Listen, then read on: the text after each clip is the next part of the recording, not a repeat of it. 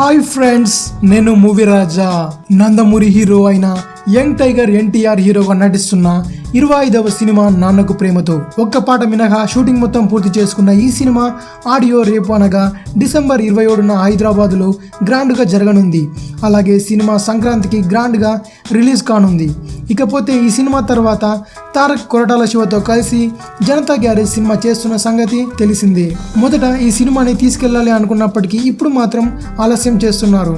మాకు అందిన సమాచారం ప్రకారం ప్రస్తుతం కొరటాల శివ కథకి తుది మెరుగులు దిద్దుతున్నాడు.